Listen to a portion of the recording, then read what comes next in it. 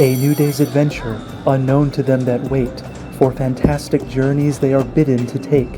Her bell chiming loud, kids piling inside, never to know when, or how, or why.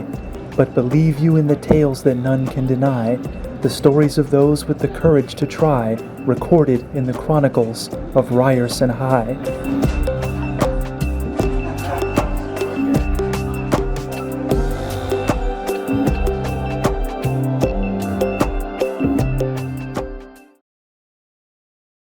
Sometimes when you start at a new school and early on make friends with another kid, a dude that you click with, like, this guy speaks my language, you might have each other's backs all 4 years. There was a kid I would talk to in 9th grade, and he still goes here at Ryerson. I just don't hang around him these days is all. It was 2 months into the semester, and I was hanging with Yar and some kids I took for his buddies. Y-A-R, Yar, that's dude's name. At first, I thought he was the leader of that little gang, 'cause he seemed cool to me. Could be, though, that those guys weren't regular buds of his, seeing as how I only saw them like twice. We sort of broke away and hung out in another crowd soon after. It didn't stop our friendship, though. Whenever we'd eat lunch, we'd sit on a bleacher at the football field. There'd often be groups of kids playing out in front of us, with some members from the football team playing too. We liked watching, and Yar was mostly a normal guy, reacting to events on the field. But sometimes a weird thing happened.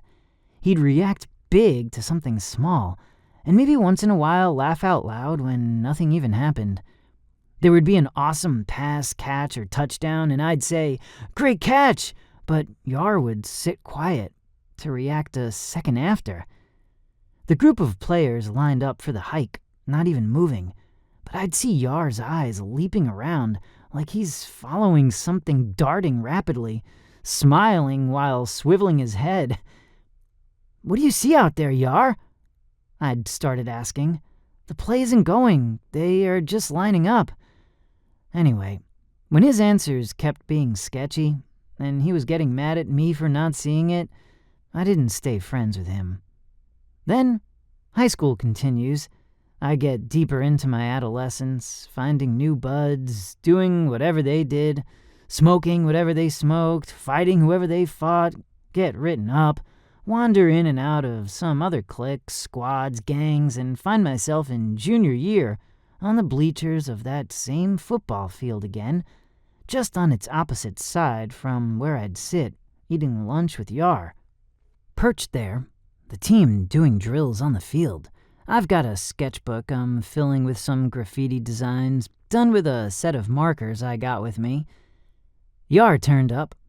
He was sitting at that same spot we used to, but not alone. He had some girl with him. She looked really pretty, too. They were seated together on the far side. Yar had his usual expression I recall from when we ate lunch together. He laughed and jeered at whatever invisible movement he saw, and I shook my head again.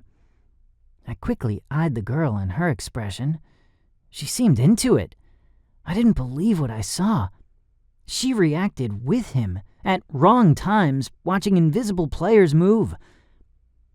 When the team left the field, Yar went out in the open space with the girl behind. She hugged close, looking anxious, as the two neared the field center. I eyed her from my far-off bench and saw she looked afraid of whatever non-visible running around people or things that had just settled now, I suppose. The two got closer and started murmuring. I didn't think they minded me, or maybe all into each other didn't notice me. I got nearer the fence, the divider from racetrack to football field, and overheard a line or two. "The cattle can see us, but those farmers can't. It could be some animal sensitivity. I just think it's so funny when they get spooked by the players. The herd runs around, but luckily, the players can't make physical contact." The girl with him then looked a little less frightened. She stepped out from behind him. "Seeing new farmers get scared, jumping up when the herd panics, the confusion is funny to see." Yar kept up the laughing, but the girl had this intense but caring look. She got close to one, I'm guessing, by how slow her steps got. Then she extended a hand. "Oh, you're trying to see if maybe they can smell you? I hadn't thought of that. Maybe. But I haven't been able to touch them, though," Yar said with a doubtful expression. At that moment, the girl took one last step, and I saw Yar's eyes widen like I'd never seen. "Oh, look, what? I've never seen it respond to touch.